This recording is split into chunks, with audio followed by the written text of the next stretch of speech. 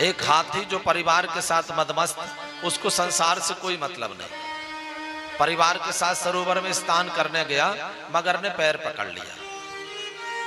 अब पैर पकड़ लिया, परिवार वालों ने किया प्रयास छुड़ाने का, नहीं छुड़ा पाए तो सब छोड़ करके चले गए। आपके चक्कर में कब तक हम लगे रहेंगे? सब छोड़ करके अपने अपनी दुनिया में लग गए। उस हाथी ने सोचा कि इन परिवारजनों के लिए बतलाओ हमने कितना किया, आज ये हमें छोड़ करके चले गए। क्योंकि जो जहां का जीव होता है वहां शक्तिशाली होता है। जैसे हम आप लोग सिहुरा में हैं, हमारे आपका बल यहां ज्यादा रहेगा, लेकिन जबलपुर में चले जाएं तो वहां पर बल कम जाएगा, क्योंकि वहां कोई परिचय के नहीं है, अपने लोग नहीं है ना।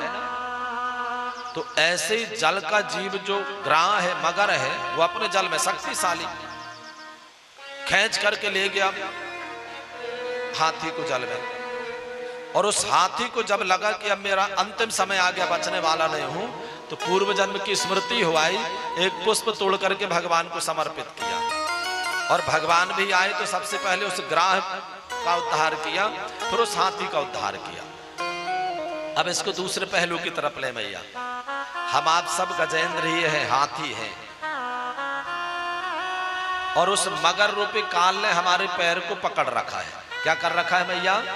पकड़ रखा है। आप लोग कहें कि गुरुजी हमारे पैर को तो नहीं पकड़ा, हम बताएं।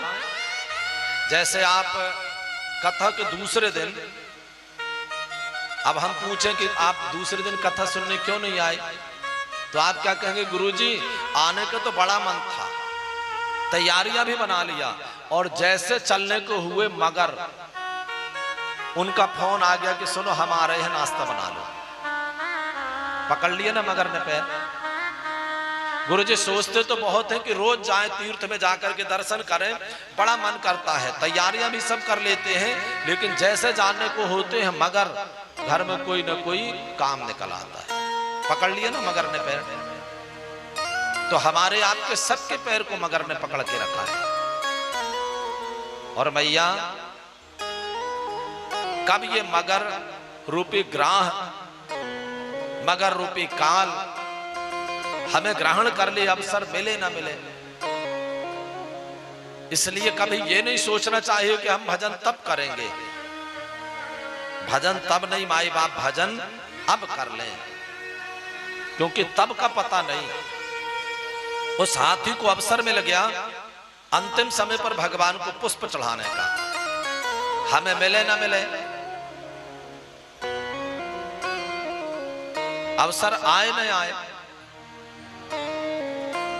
इसलिए माई बाप समय रहते मन को भगवत चरणार बिंदु में लगा दें, निरंतर अभ्यास चलता रहे, निरंतर हमारी साधना चलती रहे, क्योंकि एक दिन करने से आप सोचें कि सब कुछ हो जाएगा तो नहीं होगा मैया।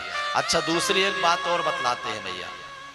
ये जो हम भजन करते हैं, साधना करते हैं, इसका उद्देश्य भगवान से प्रेम हो जाए। क्या हो जाए मैया?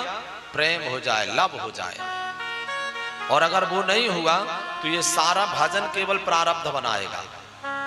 ये सारे जो कर्म हैं, ये क्या बनाएगा? प्रारब्ध बनाएगा। और लक्ष्य प्रारब्ध प्राप्त करना नहीं है, लक्ष्य संसार में सुख भोगना नहीं है, लक्ष्य है इस अस्तित्व को समाप्त करना है। ये बिंदु सिंधु में समा जाए, और वो जब तक समाप्त नहीं होगी जब तक परमात्मा से प्रेम नहीं होगा।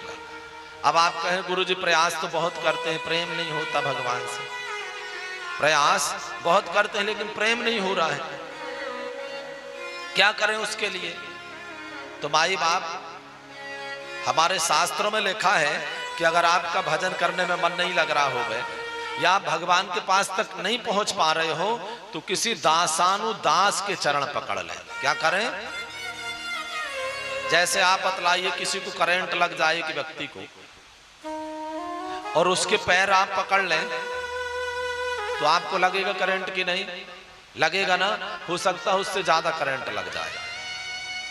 यहां पर भी देखिए, जब भगवान आए तो पहले उस गजेंद्र मारे हाथी के ऊपर कृपा नहीं किया भगवान ने। किसका उद्धार किया? पहले उस मगर का उद्धार किया। भगवान ये कहना चाहते हैं कि मैं अपने भक्त का बाद में उद्धार करता हूं, मैं अपने भक्त के भक्त का पहले उद्धार कर देता हूं।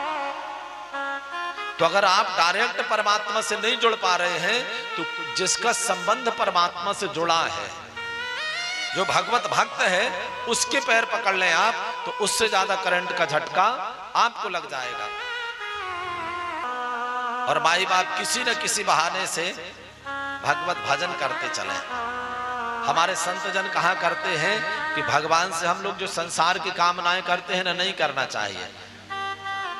क्या कामना करना चाहिए भगवान से कि प्रभु जी हमारी हर श्वास में आपका स्मरण बना रहे, और कोई कामना नहीं। हर श्वास में, श्वास श्वास में कृष्ण भज, वृथा श्वास जनिको।